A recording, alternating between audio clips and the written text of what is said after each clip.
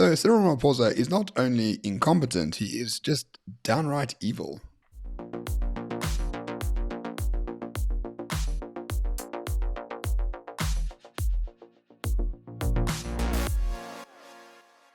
Hello everyone and welcome back to Morning Shot. I am joined by Byron as always from some godforsaken town in the East Cape somewhere. Hello Byron. Tell me one thing, you're a business owner, right? If someone said, you know what would help the business grow a lot better or be more efficient is to have different people do different things, right? And then you to go to them and say, you know what, actually I want to control absolutely everything and I don't care about the business growing. I just want to make sure that I control everything and that is that. That would be a bad business case and a bad decision for a business. But when you are Cyril Ramaphosa and you're talking about the country and the police of the country, it's a perfectly reasonable decision for him to make. Can you give us a bit of context, Byron?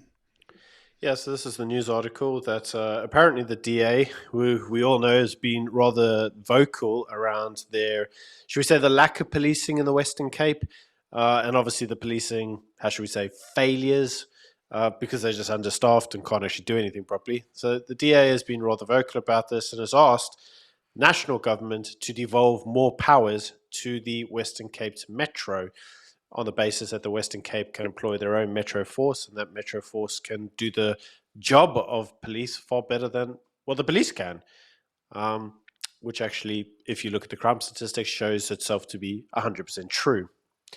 But in typical fashion, Cyril says no. He says that is unconstitutional. He says that there is no plans to devolve this national competency to the Western Cape, or any province for that matter, and it should remain in the hands of the basically the national government. Yeah, under Bheki Cele, who is a nursery school teacher. No wonder we have so much crime in this country. So basically, he said the Constitution provides that the security services remain a single police service, right? A national competency. Competency is a terrible word to use in circumstances like this, but I'm sure you get my drift. And therefore, the National Commissioner actually is responsible to control and manage the police service in accordance with the national policing policy and directions of the Minister of Police. So, according to Cyril Ramaphosa, the law is the law. He can't devolve any police to the Western Cape. And you know what? If coloureds die in record numbers because of that, it's the law, mate. Like, you can't do anything about it. Except, of course, when the law says Eskom is the only single provider of generating electricity, and then they change the law when it suits them, right? But for here, the law is the law, guys. It's ironclad. We can't change it.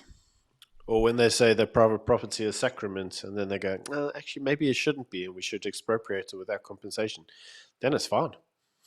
Yeah, then it is fine. So he did go on to say that Chapter 11 of the Constitution will basically be making devolving police powers unconstitutional and invalid. But Byron, you read through Chapter 11 of the Constitution. So what are the interesting bits there that he doesn't mention? Yeah, okay, so I suppose, as lawyers, we should probably do our lawyer bit for a change, and that's say that Cyril says, well, the DA makes the allegation that underneath Section 99 of the Constitution, that any minister of government is able to basically delegate a power to a municipal council. So they're saying Section 99 of the Constitution allows the national government to do this. Cele, being the minister, would be the one who theoretically could devolve the power. And Cyril says, no, that's not possible because he's not a police officer. He's also not part of the policing, how should we say, establishment, even though we all saw him during COVID policing and obviously doing stop and searches, even though he's only a minister. So how he was able to do stop and searches and confiscations when he isn't a police officer, never mind. That's a conversation for another day. But if you look at what Cyril says, he says that the Constitution of South Africa dictates or states that we should have a police service, and that police service cannot be devolved because that police service has been delegated or designated SAPS. So as lawyers, I did what any good lawyer would do. I read Chapter 11, which is the part of the Constitution that basically talks about what we now refer to as security services. So this must be what Cyril draws reference to. And specifically Section 205, which draws reference to what we would call the police service. And it says the National Police Service must be structured to function in the national, provincial, or where appropriate, local spheres of government. National legislation must establish the powers and functions of the police service and must enable the police service to discharge its responsibilities effectively, taking into account the requirements of the provinces. So if you read it, I don't know, man. Like, I'm a lawyer, but I'm not a lawyer. I don't know, whatever. But apparently, that to me reads like he could devolve the powers to the national government and the local government, and possibly even the municipal government. But hey, I don't know. What do you think, Ramon? Well, I mean, it's more very interesting. If you go to 206, political responsibility, a member of the cabinet must be responsible for policing and must determine national policing policy after consulting provincial governments and taking into account the policing needs and priorities of the provinces. That's interesting. So Cele must be responsible for policing. Okay, responsible is a strong word when describing him, but he must also determine the national policing policy. So essentially, Cele can say the national policing policy of police is to devolve it to the provinces. Like, it can be done. It says it right there in clause 206 of chapter 11. So the president, Ramaphosa, and the minister, Bheki Cele, are talking a lot of absolute horseshit when they say, the law is the law, it must be national, and that's it. Sorry for you guys. That's right there. But this all makes sense when you consider that Cyril and half his cabinet are a bunch of communist bastards. And the whole idea behind the communist bullshit dictatorship that they all wish they could usher in is that basically central command has overview or oversight of the police so that they can basically tell them what to do. And devolving their powers would mean, well, they can't really have centralized control anymore, which would basically break the whole communist bullcrap that they're trying to usher in the first place. So if you look at it, it's not a constitutional problem. It's an ideological problem. Absolutely. Absolutely. Once again, as we said in previous videos, the biggest problem with South Africa is that the politicians don't want to change their stupid minds, right? Except when it does suit them, right? Eskom was the only provider of electricity in the entire country for almost a century. Earlier this year, Cyril says, oh, we're changing the laws. Now you got IPPs and you got independent generators and you got private procurement things and mines can go offline and people can go off the grid. Do whatever you want. Why? The law changed. Right? Yep.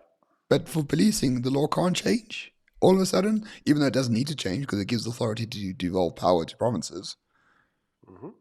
So because Cyril, excuse me, Barnes, because Cyril doesn't want to change his mind, he's very happy for Langa and Kailicha and places like that to be the highest crime-ridden areas of the country because he knowingly takes away resources from police in those areas and at the same time says, it's a national policy, I can't do anything about it. It's the law, guys. So he doesn't want to change his mind despite the fact that people are literally dying every single day from crime. That's disgusting. That is evil. It is disgusting until you consider this, dear viewer. And that is, it's nationally controlled until the ANC doesn't want it to be nationally controlled, if you get what I'm saying. Yeah. So when the ANC turn around and say, oh, look, the Western Cape isn't that well run. Look at their crime statistics. Look how bad the crime is. Neglecting to say that actually it's a national issue. It's an issue that's controlled by national government, who wants the Western Cape to look like it's a giant, huge shithole, because then it makes them look good. And they get to say, see, the DA can't govern, because look how bad it is. Now, if they did devolve it, what do you think the DA-led government would do? Would probably clean up the place pretty well. And then they could go, oh, well, actually, national government, look at our province. When we govern it and we have the police doing what they're supposed to do, look how well it looks. No crime. And that's exactly what the DA are attempting to do within the ambit of the current law. In other words, that of the law enforcement or the peace officer regimes. But it's not enough. They can't investigate crimes. They can't prosecute crimes. And they also aren't responsible for things like murder and rape. Those functions remain within central government. But central government doesn't want to devolve that. And so coming back to your same issue there you raised, Ramon, is why suddenly is it that they're allowing all these things on Eskom? Or because central government has fucked up so badly that they have no hope of fixing this whatsoever. And it's all playing out on national television, or lack thereof, because there's no power to power the television. So Yep. everybody can see it in plain sight. But when it comes to your policing or your security safety, the government wants to just push it away and ignore that it doesn't exist. And when you can complain about it, what do they say? You're a racist. And because you're a racist, that's why you are arguing and complaining. Yeah, so we know the ANC is incompetent and now evil. Well, they've always been evil. But the DA doesn't get off scot-free. They should have been doing this in 2009 when they won the province in the first place, right? It's too late to ask nicely now, DA. This is Africa. It's all about power. It's all about influence. You don't ask, you take, right? The only people that follow the law are the ones that get fucked in the end of the day. So the DA as well, it's good that you got to wake up, but stop asking. Just take it. Yeah, what are they going to do? Sue you? Good luck. What are they going to do? See you in court. Send the army without petrol and food again? Like, come on. You know what they could do? They could send the non-existent police. Yeah, maybe they'll send SAPs to arrest you.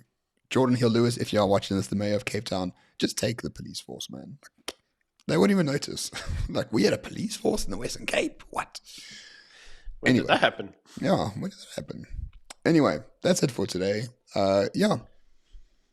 What can I say? The most difficult thing is for a politician to change their mind. It's utterly unbelievable that this is the thing that's causing so much harm to our country. It absolutely is. But anyway, that's democracy for you.